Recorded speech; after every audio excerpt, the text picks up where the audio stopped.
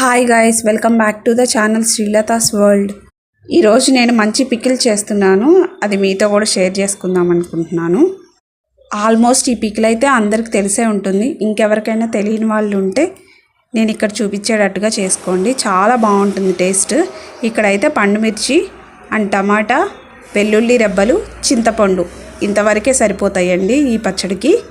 ఈ pickle low BP ఉన్న వాళ్ళు తింటే మాత్రం బీపీ అనేది నార్మల్గా కంట్రోల్లో ఉంటుంది. నాకు తెలిసినంత వరకు చిన్నప్పటి నుంచి నేను వింటున్న మాట అయితే ఇది నిజంగానే ఇది పనిచేస్తుంది కూడా. ఇంకా నెక్స్ట్ ఇక్కడ ప్రాసెస్ అయితే స్టార్ట్ చేసేద్దాము. ఈ పికిల్ కాబట్టి ఇక్కడ ఆయిల్ ఎక్కువే తీసుకుంటున్నాను నేను. ఫస్ట్ పండుమిర్చి ఫ్రై చేసేసుకోండి, కొంచెం మగ్గనివ్వండి, మూత అనేది పెట్టద్దు. మూత పెట్టకుండానే ఫ్రై చేసుకోండి వాటిని. దాంట్లో ఉన్న వాటర్ లెవెల్స్ అన్నీ ఎవాపరేట్ అయిపోవాలి, అప్పుడే పచ్చడి కొంచెం నిల్వ ఉండడానికి బాగుంటుంది. ఇక్కడ నేనైతే స్టవ్ సిమ్లోనే పెడుతున్నాను. హైలో పెడితే అంత టేస్ట్ ఉండదండి పికిల్స్ చేసుకున్నప్పుడు. నిదానంగా చేసుకోవాలి ఇలాంటి పికిల్స్ చేసుకున్నప్పుడు. హైలో పెట్టి చేస్తే వేరే టేస్ట్ ఉంటుంది. ఇక్కడైతే నేను సిమ్లోనే పెట్టాను. అలాగే ఇందాక టమాటా చూపించాను కదా, ఆ టమాటాని ఇలా 4 స్లైసెస్గా కట్ చేసుకొని ఇలా కలిపేసుకొని మూత అనేది పెట్టేసుకోండి. టమాటా యాడ్ చేసినాకైతే మూత పెట్టచ్చు, ఎందుకంటే అది మగ్గాలి కాబట్టి.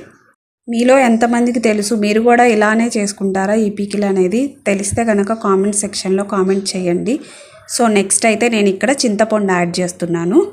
చింతపండు వేసినాక కూడా ఒకసారి అలా కలిపేసుకొని మళ్ళీ మూత అనేది పెట్టేసుకోండి. ఆ చింతపండు కూడా దాంట్లో మగ్గుతుంది.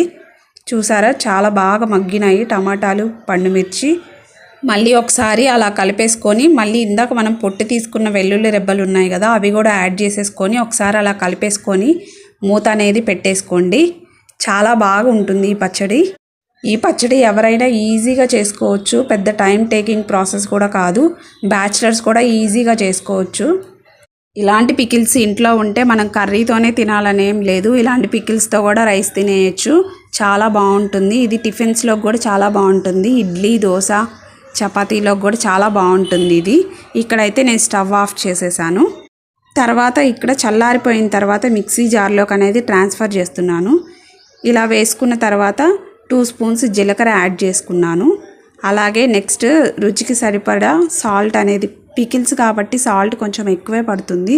మీరు ఒక్కసారి ఇలా తిప్పుకున్న తర్వాత సాల్ట్ చెక్ చేసుకొని తాలింపు అనేది వేసుకోండి, బాగుంటుంది చాలా.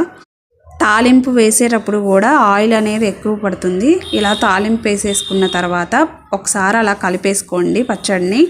ఇలా కొంచెంసేపు మగ్గిన తర్వాత ఒక బౌల్లోకి తీసేసుకోండి. చాలా ఈజీగా అయిపోతుంది. ఈ ప్రాసెస్ కూడా ఎక్కువ టైం పట్టదు. మీకు కనుక ఈ వీడియో నచ్చితే లైక్ చేయండి, షేర్ చేయండి, సబ్స్క్రైబ్ చేసుకోవడం మాత్రం అస్సలు మర్చిపోవద్దు. పక్కనే బెల్ సింబల్ ఉంటుంది, అది క్లిక్ చేస్తే మా నోటిఫికేషన్స్ అన్నీ వస్తాయి. ఇప్పుడు వరకు మా వీడియో చూసినందుకు చాలా థ్యాంక్స్ అండి. ఇలాగే సపోర్ట్ చేస్తూ ఉండండి.